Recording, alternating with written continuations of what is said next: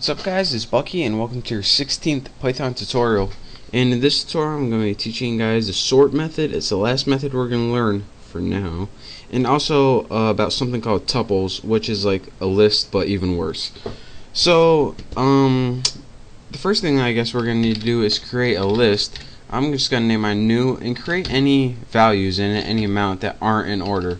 So 22, 7, 98, 1. Go ahead and press enter, and now we have a list called new. Now to use the sort function, you need to type in the name or the object and type in sort, and then type in any or actually empty parameters.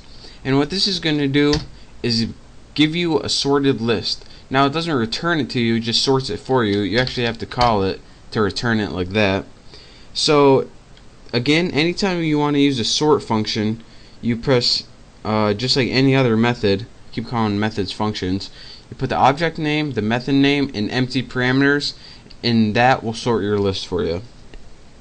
And again, it isn't just a list you can sort, you can also sort what are they called, strings. So go ahead and press sorted for this. It's a little different, and then in here you can type in the name of a string. Let's type in something like easy house. And as you can see, it now, wow, actually easy house is almost in alphabetical order. E-A, wow, that's kind of impressive actually. But anyways, back to the point before I was mesmerized. As you can see, capitals first and then the lower cases are all sorted out, and this is using the sorted function to sort a string. Now enough with the methods, because I taught you guys like 800 methods by now. Now I want to move on to something even more boring than methods, and that's something called tuples. Now a tuple is the exact same thing as a list, but the only difference is it can't be changed. So in order to make a tuple, all you have to do is separate some values with commas. So something like this, and bam, you have a tuple. And an alternative way of writing a tuple is to surround it with what are these, parentheses. So you can have a tuple called Bucky, and we don't have a list called Bucky already, I hope, and you can have it equal to some values, and just like that, and bam, you now get the Bucky tuple.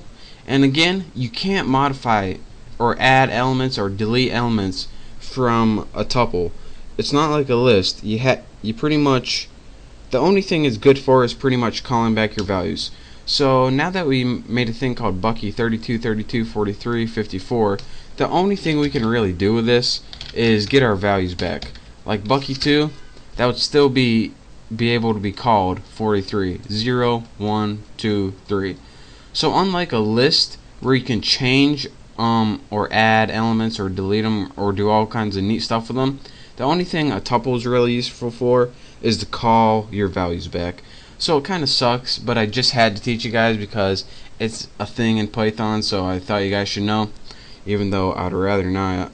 So again, anytime we use sequences, which we will be using a lot, we're going to be using lists, but I just had to tell you guys. So there's a tuple, and pay attention to your sort methods. We'll be probably using those shortly, but I guess that's all the methods I'm going to be covering right now.